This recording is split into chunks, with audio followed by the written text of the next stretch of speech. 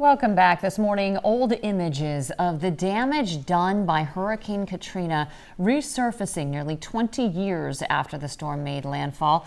Katrina displaced more than 1 million people practically overnight in one of the largest mass evacuations in U.S. history. Houston, you may know, would absorb 250,000 of those evacuees, more than any other city, in a nationally recognized response led largely by then Houston Mayor Bill White.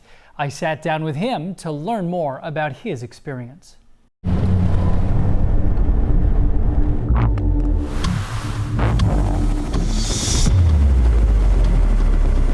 20 years later, Hurricane Katrina still ranks among the most devastating modern natural disaster. For many, then Houston Mayor Bill White became the face of Houston's unprecedented response. I collected the day after landfall the senior leadership of the city and said, you know, for the next several months, I'm going to count on you to keep city services running. I'm going to have to pay attention to how we deal with the aftermath of a neighbor city becoming uninhabitable. Cookie, where are you? Why you have on a white shirt? Okay, I got on a green blouse.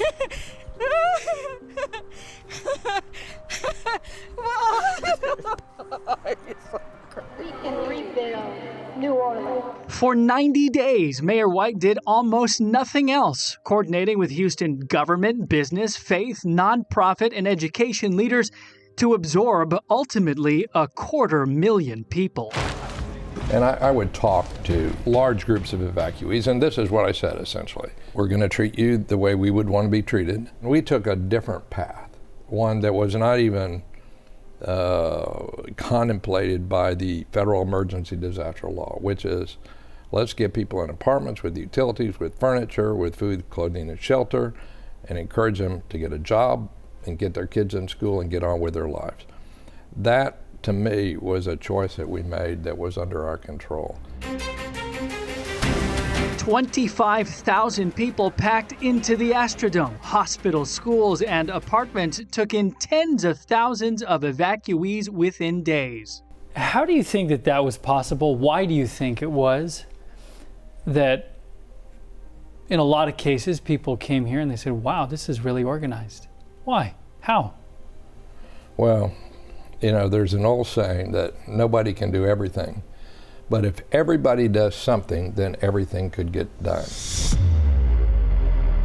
20 years later, Houston's response, though imperfect, is still considered one of the most effective large-scale local disaster responses in U.S. history.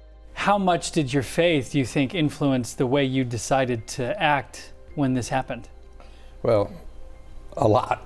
I mean, especially in articulating the general principles.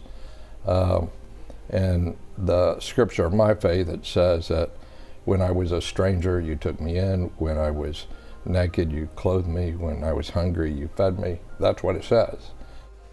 Wow. Doesn't he look and sound similar? You can remember him from back then. I mean, he was such a calm voice for our city throughout that time, and it wasn't just a week, as he said. This went on for months, and he hasn't changed. Yeah, Still and to hear from him talk about how, you know, for these 90 days, nothing else, little sleep, just sleeping in his clothes, waking up, nonstop meetings, nonstop shuffling of who's going to lead what. I mean, it was incredible. You never know what's going to get thrown at you as a mayor. Right. You know, it's a big undertaking. Yeah, nobody saw that coming. All right, throughout the rest of this week, we are sharing the stories of Hurricane Katrina from the people who lived it. This includes the National Hurricane Center's director, Michael Brennan, former Harris County Judge Robert Eccles. I'm sitting down and talking with him about his recollections. And Terrence Gasper, who evacuated with his family from New Orleans and planted his roots here in Houston like so many others did.